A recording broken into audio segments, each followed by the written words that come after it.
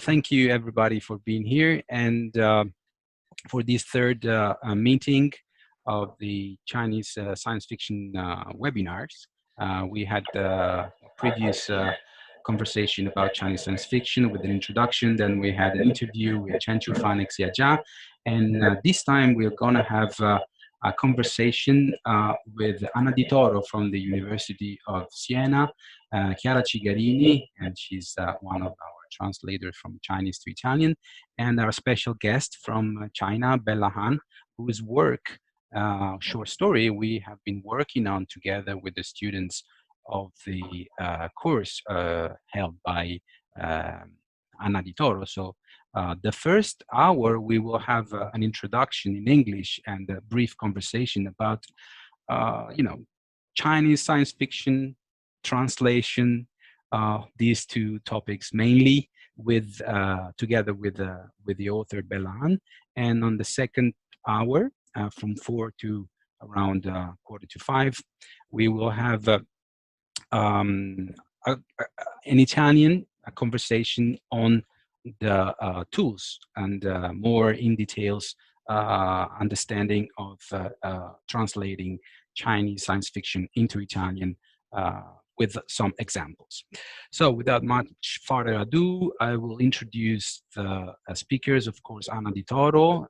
She's a very expert and talented translator, and I had the pleasure to meet her and meet her students at the University of Siena some month ago, and brought some guests like Xia Jia, and John Ran also was there. No, maybe not. And then Chiara Cigarini, who has been working with Professor Wu Yan, studying at the Normal University of Beijing, and she has been our very precious resource to translate Chinese science fiction into Italian. And last but not least, Bella Han. I've met her in one of the conventions in China, and she proposed some short stories, and I think she's a very talented young writer. She belongs to the generation that I come across this definition, Lin Ho or Lin Ho.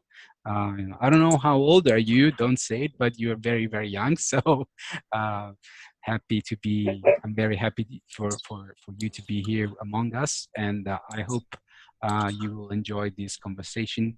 And I will leave it to Anna now, but we will have an open discussion also with Chiara about translation and Chinese science fiction altogether, with regards to your story, of course.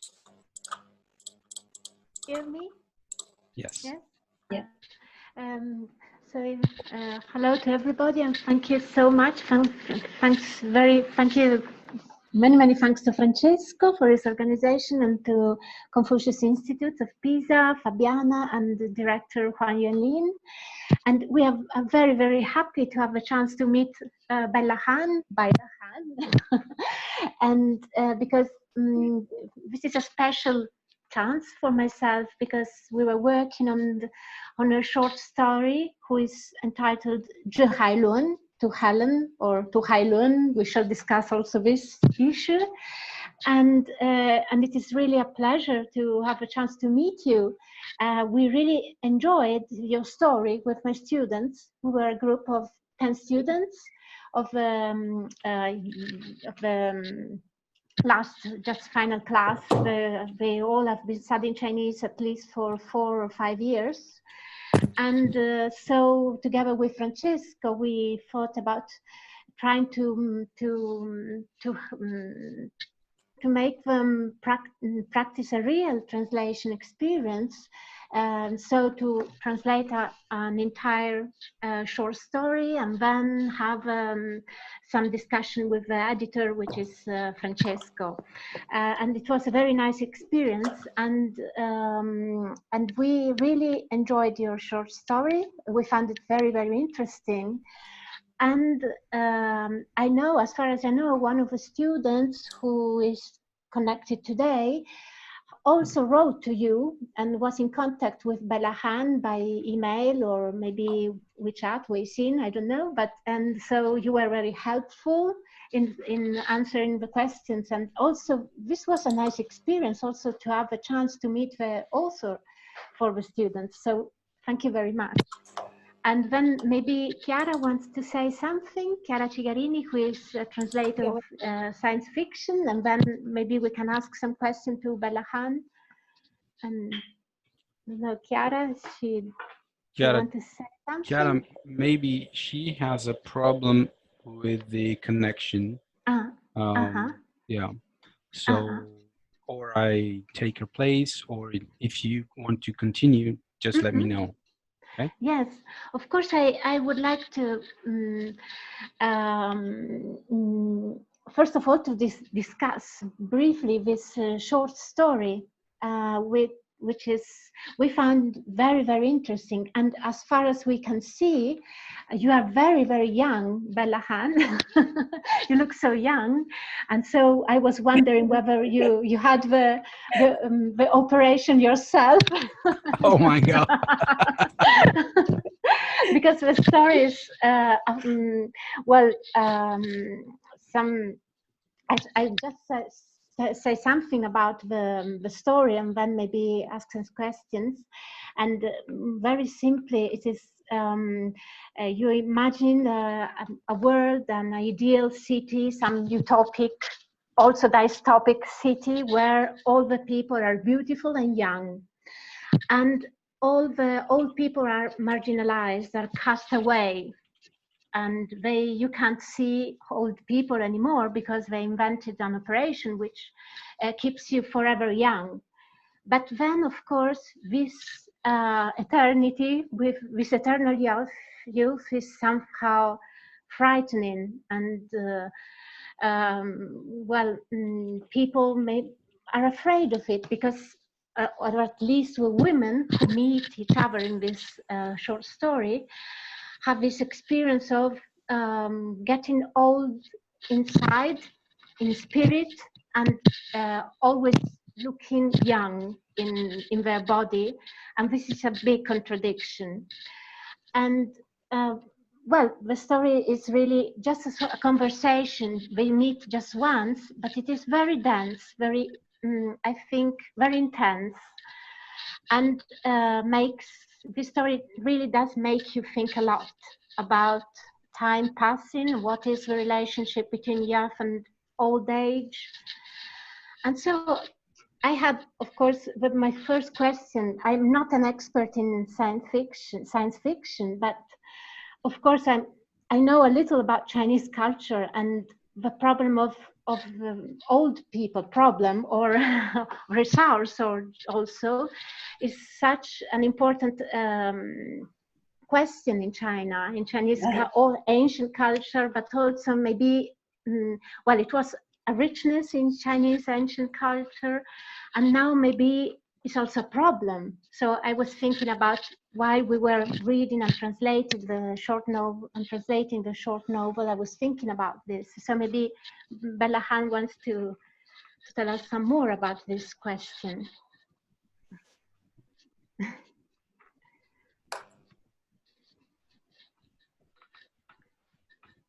Ella? If you want to. Hi, Francesco. Yes. Can you repeat the question? Because I lost the signal. Thank you.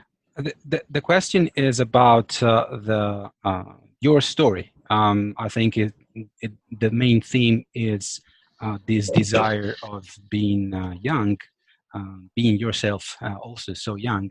So if you can also said something about the culture of China in regards to this theme of the question of aging in China. So Anna wanted to ask you about this. It is an important issue in Chinese culture. So you address this issue from a science fiction point of view. Very interesting, and we liked it a lot. So can you say something more about that? Sure. So the question is about why I choose this theme, why I choose getting old as the theme of science fiction. Actually, it is quite strange for me to choose it because in China, Chinese writers, they barely touch this theme.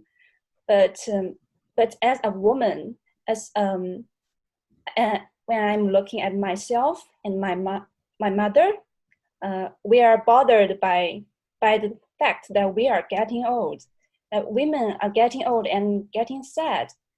In this modern society, we can see that people love young girls, beautiful girls, and in every commercial you can see they are promoting women to buy more and more products just to be young, to be beautiful.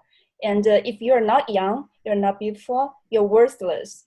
I think maybe it is the same in today's world, no matter it's in the Western world or in China. The elderly people, they are invisible. I think they are quite invisible in today's China, because now we love young people, and we love modernized things. Like we use cell phones every day, but we barely consider old people. They do not know how to use cell phone. They do not know how to be modernized, or how to buy things from online. So I think we must consider this problem, and maybe look at the elderly people again, because one day we will all get old, right? So you are kind of applying technological obsolescence, the technological obsolescence of products also to people. Is that right? Yeah, to some extent. Oh, that's scary. Chiara, you've read the story. You managed to do it. You want to also ask a question? Yeah, I really enjoyed it, and I think it's possible to find many themes that are kind of often used inside the Chinese science fiction stories. For example, I don't know, money and the fact that life is in some way secondary to work, to increase the Chinese GDP, is a theme that can be found in, for example, Han Song's My Fatherland Does Not Dream, and in many other science fiction stories. So the fact that those, like, the protagonists kind of decide to do this operation and to be young forever is in some ways functional to be able to produce like forever and to work. And so I would like to ask if there are some particular Chinese science fiction writers that influenced you the most, like male or female, but well, I don't know if you can, yeah, tell us.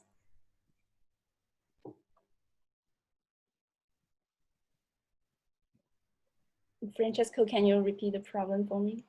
Well, I think it's about your kind of inspiration, the writers that are have had more influence on you, both male or female, probably also both Chinese and non-Chinese. So your sources of inspiration, right, as a writer. My inspiration mostly come from Western writers more. And they are not only limited to science fiction writers. One of my favorite writers is Verso, the Argentine writer. And recently I also fell in love with Alice Munro, the Nobel Prize winner. She's also a woman writer, and she writes about the life of women, which is really very inspiring for me. Science fiction, I like the traditional ones like Asimov, and also the cyberpunk writers like Philip K. Dick, and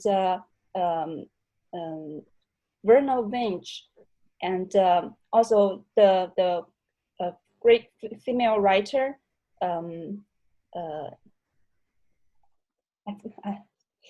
writer of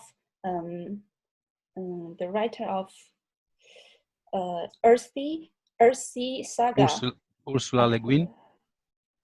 Ursula Le Guin. Yeah. Mm-hmm. Le Guin. Yeah. Le Guin. Yes. Cool. I also have a brief question, which is related to the fact that you have addressed the aging problem from a kind of negative point of view. There are other stories and writers like Xia Jia, for example, or the same Liu Cixin in some other stories, where they have kind of found a solution or a way to use technology as an instrument of getting the energy of the wise people back into society, in a way of new Confucianism, in a way of recycling the wisdom, recycling the energy, not letting the old energy or the energy and the experience of the old people go away.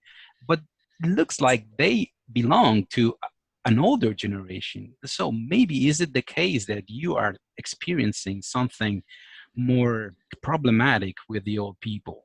Is the modernization of China really desiring to getting rid of the past, getting rid of the old, and embracing the new at full speed, whatever it costs? Is it clear?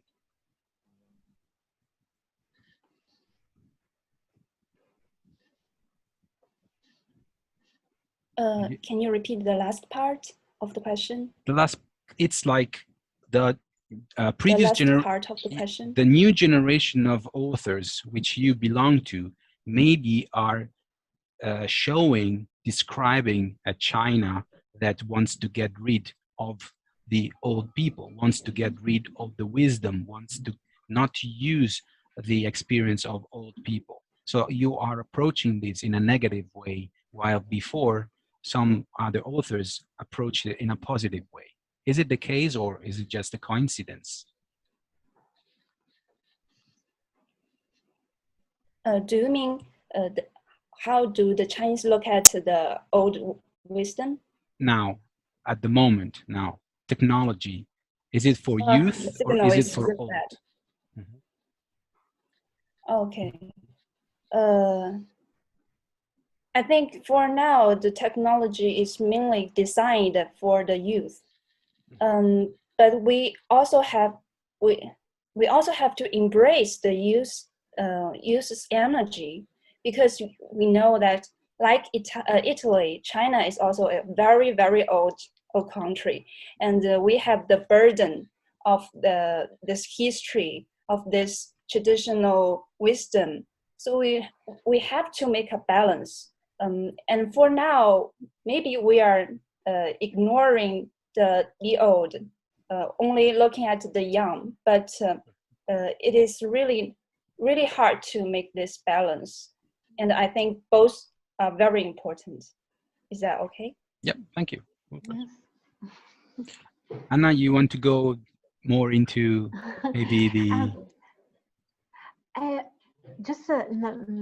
was very interesting also to hear that you have such an interest in kind of gender problems, because I think in this novel, in this short novel, this is very, very evident that, and it is like scaring that the old people who reappear in the city like ghosts, they are all women, the Liu Han that reappear are all women and very frightening ones.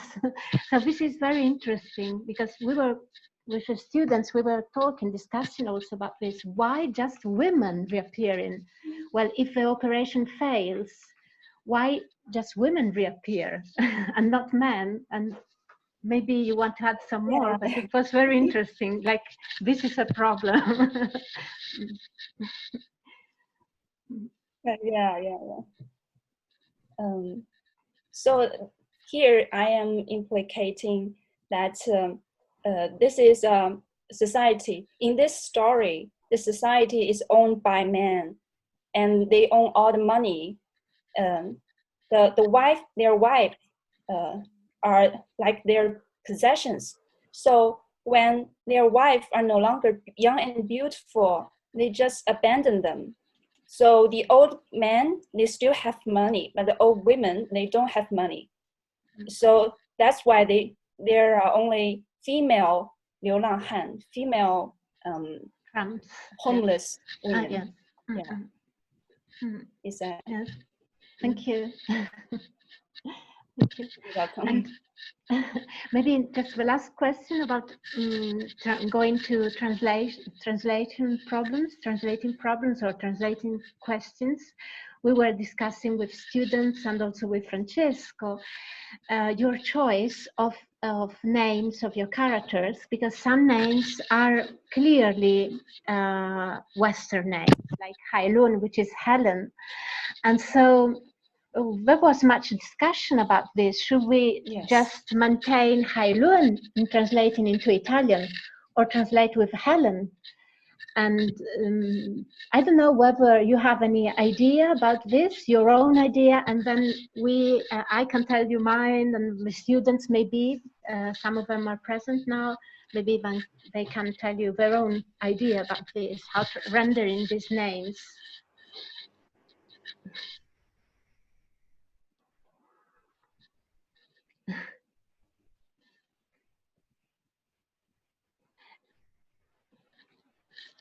Did you understand the question? Sorry, I didn't hear the last part.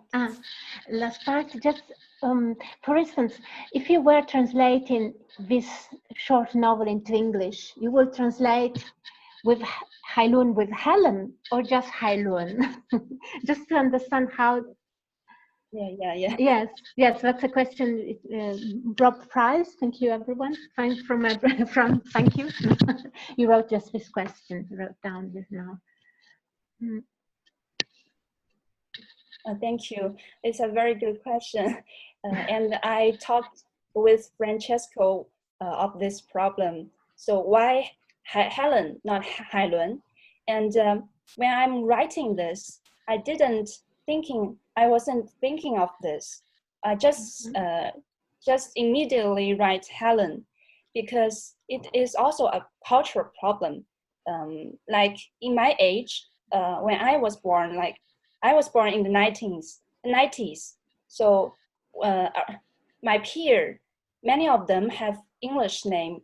Their Chinese names are named after English name. For example, a girl was called Anqi, and this means angel in English. In Chinese, Anqi. And I have many friends who has this kind of name. So it is also something related to the cultural background and the historical background. At that time, we began to embrace the world. China began the reform and open up. So people like Western things, like especially like English names and Western culture and etc. So Helen is also in this story. Helen was also born in the 80s, between the 80s to the 90s. So her English name is Helen, while her Chinese name is Hailun. So Hailun is named after Helen. So to one point, it is a cultural thing. And secondly, I want to indicate the Helen in the mythology, Helen of Troy. Yeah. So if you think her as Helen of Troy, this story is bigger than itself. So it can be considered a story of women in general. Thank you. Thank you very much for your answer. I was wondering, maybe some student wants to add something. If you You can write it down or just speak. Yes, if you it's really a good if you chance. write down, yes, if you write down, I will say the question, or well, I say that I have a totally different opinion on this. I believe we shouldn't give up our names, but I understand, of course, that is a big thing, because even if you refer to Helen of Troy, you're referring to another culture, which is Greek. So who knows? Who knows? Some Greek can put the name, the original name of Helen of Troy. Then it goes, maybe she was not even Greek. We don't know. So the question of identities is very important. And I think, of course, that at the moment, as you said, Chinese identities are shifting, or are more liquid, or more influenced by external forces. So it is natural for a new generation to embrace this kind of change. It's kind of risky in a way, but in a way it gives you also more openness to the world, because more people, namely foreigners, can understand you better if you have a name that sounds like their own, right?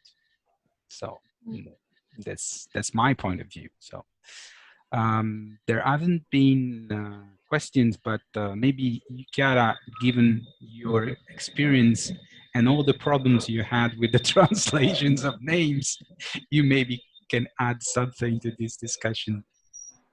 Yeah, I think that, I mean, Chinese science fiction is both the result of native and foreign elements, and Chinese science fiction is kind of a byproduct of industrialization, and many Chinese science fiction scholars believe it's an import from the Western world. So it's normal that compared to other Chinese literature, the influence by Western elements is can be higher, but different authors display different level of this kind of love for foreign elements, or this kind of influence. If you look at Bella Han, for example, is a clear example. She named the character Helen, and this is a choice. So I think it's right to call her Helen.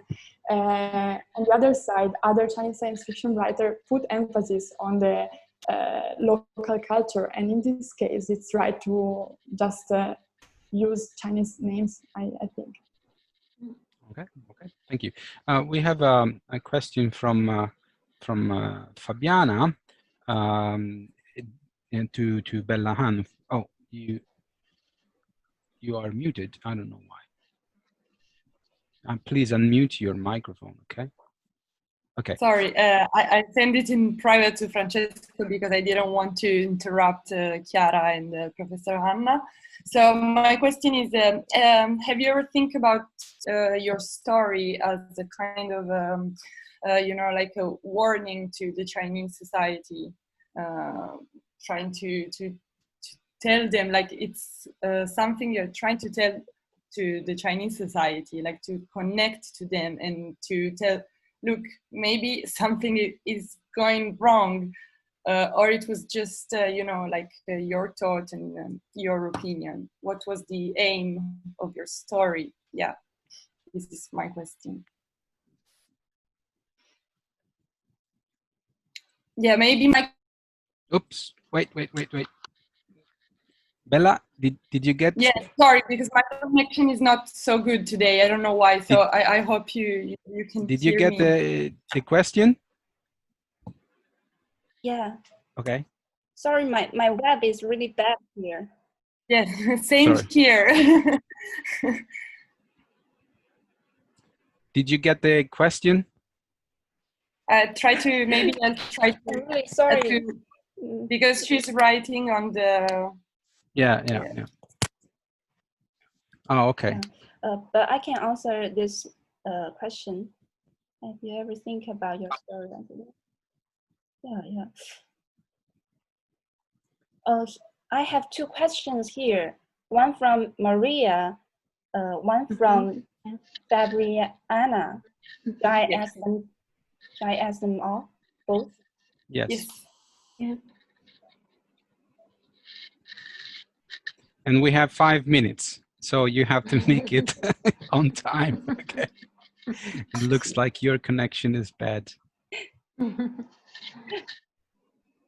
I'm reading Maria's question.